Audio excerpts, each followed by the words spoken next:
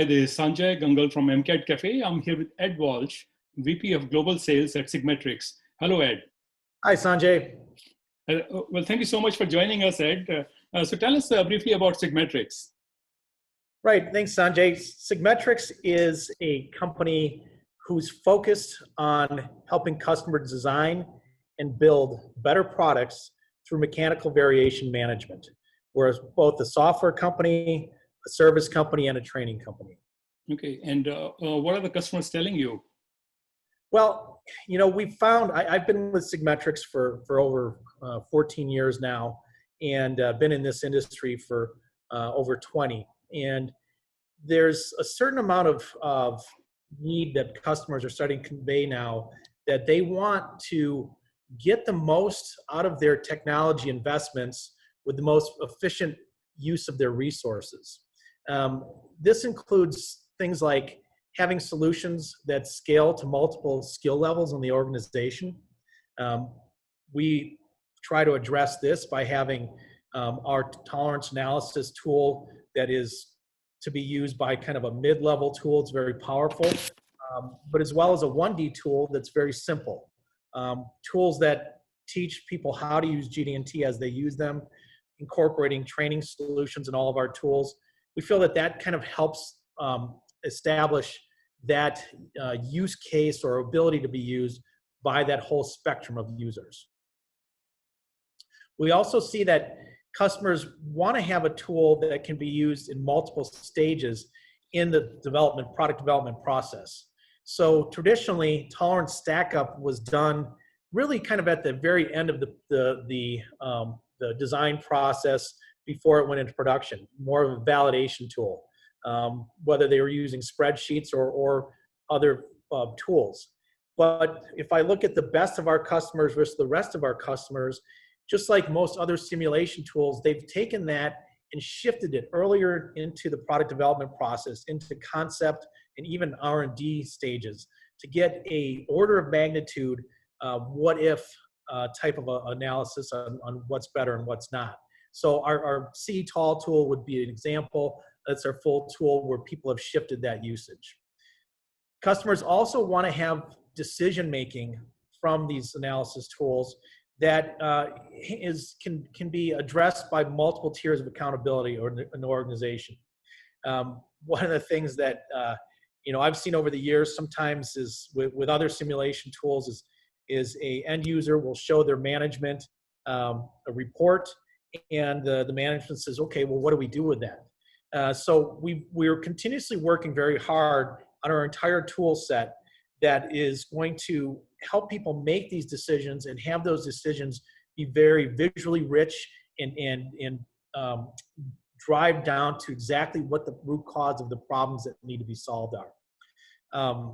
In addition to that, they need to make sure that the domain knowledge is transferred to the end users, in addition to just how to use the tools. And I'll come back to that in a moment. I've got an anecdote that just recently happened the other day discussing with a customer.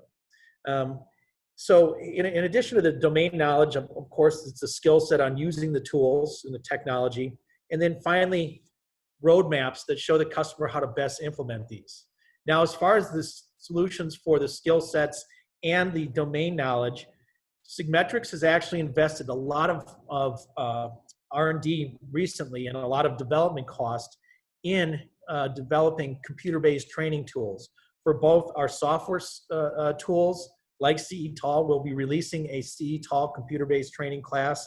It's a 20-hour class, very high quality and very engaging, as well as things like our GD&T classes, which we have a level 1 GD&T class. We've sold hundreds and hundreds of these at this point, and we have some customers looking to train almost 1,000 users on this in the next 6 months. The computer-based training makes it very cost-effective, and it also allows us to train people all over the world, from far reaches of China to Brazil to Europe and North America. So where we were limited before, that you actually had to have somebody physically trained, or at least if you're doing it virtually now during the time of COVID, you'd have to work with time zones and then language barriers. We feel that we're addressing that issue quite a bit. And then as far as the roadmaps to how to get there, this is also a new aspect of some of the work that we're doing is, we've gained a lot of knowledge about customers in the industry with the type of products they're making, with what exactly what industries they're serving. And we have benchmarks and abilities to say, this is where you are and this is where you want to get. And so, again, that's another product that's actually a service that we're providing now. Okay, and your customers have also expressed some frustration with the simulation tools. Tell us about that. Well, yeah. So this is the anecdote that when I mentioned the domain knowledge.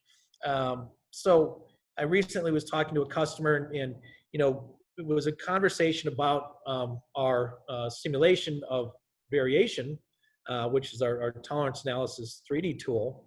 But really, he was talking more so about their experience to date with, I believe it was CAE tools, where the tools are becoming very democratized. However, the people that are being tasked with using the tools don't have the domain knowledge associated with them to know what decisions to make. So they don't necessarily know what inputs that should be going in. They don't necessarily know if a model is set up correctly or not correctly. And they also don't necessarily know what to do with the results or what decisions to make or how to report those results to their management when they get them out. And on top of that, this customer was saying that the management didn't want to invest in training these users, that they thought they could kind of go with, let's train one subject matter expert, and then that person would be responsible for permeating that knowledge to 15, 20 people in that group. The problem is that what ends up happening is that one subject matter expert ends up doing all the work and just becomes a bottleneck. So this kind of goes back to, and by the way, that example was with CAE tools, where most of those end users have some of that experience in the university. With variation management, the dimensional management, tolerance analysis, most of that is taught very, very little in university programs. It's something that people have to learn as part of their career, as part of their job.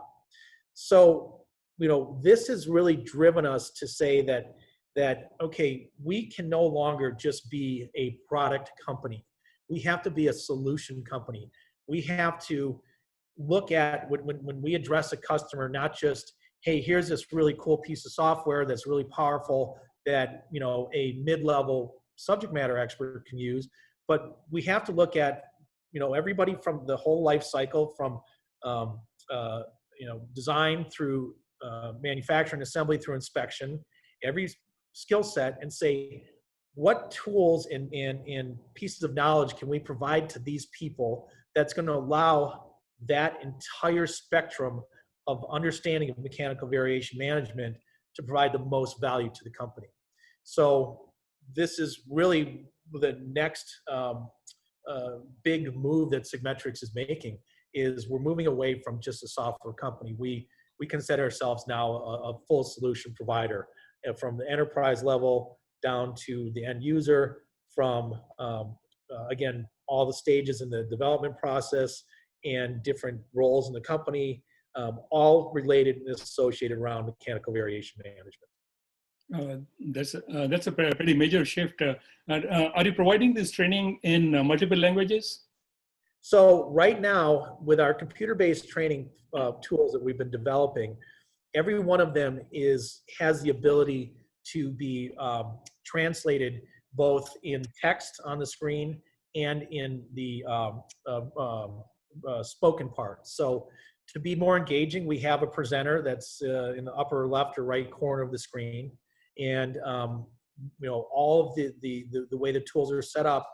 We right now are talking to some of our resellers and partners around the world, and languages like Chinese, French, Portuguese, where some of these resellers can come in, work with us. They have enough knowledge of the subject matter, so they're not completely at a loss. And so we see for at least the first two computer-based tools that we have rolled out right now, by Q1 next year, having these be in multiple languages. And what makes your solutions overall unique and differentiated in the marketplace? Well, I think a big part of it is just what I'm telling you right now is our solutions approach to it. That, again, it's, you can have a very powerful tool that is only being used by a expert user that's going to be very difficult to be used by anyone else in that organization. And so the value of that tool is greatly diminished. And unfortunately, sometimes human nature, that tool doesn't really get shared or trained to other people. So if those individuals, that one or two or handful of few individuals that are experts, move on to other positions or retire or whatever the case may be, get promoted, now they have to start from scratch, and they've also lost a lot of internal knowledge, and sometimes it's unfortunately just tribal knowledge. So knowledge capture, knowledge management is a big part of the solution as well. And what is the best way for people to find out more about Sigmetrix on the internet? So the best way to find out more about Sigmetrix on the internet is sigmetrix.com, sigmetrix.com. Okay, and it okay if I ask you a couple of personal questions, Ed? Sure. So what is your personal passion outside work? Well, one of my new personal passions, or semi-new, is we adopted a dog. I'd never been a pet owner, about a year and a half ago. And unfortunately, that guy didn't have a very long lifespan. He had a kidney failure. And so we just recently adopted a new one a couple weeks ago, which also most of my coworkers in Sigmetrix don't know about. But really, really enjoy spending time with the little guy. So, what type of dog is it? It's a Bedlington Terrier. So it's a breed from England that was bred in Bedlington, England. I want to say in the 1800s for hunting for rats and badgers in the coal mines. But they're little kind of wild terriers, but they're very lovable. And how big is it right now? It's 22 pounds. That's as big as he's going to get. This new guy is a year and a half old. So ready to become part of the family. That's quite something. Well, thank you so much, Ed, for taking time to record this interview and sharing the information with us. Have a great day and stay safe. Great. Thank you very much, Sanjay. This is Sanjay Gangal from MCAD Cafe.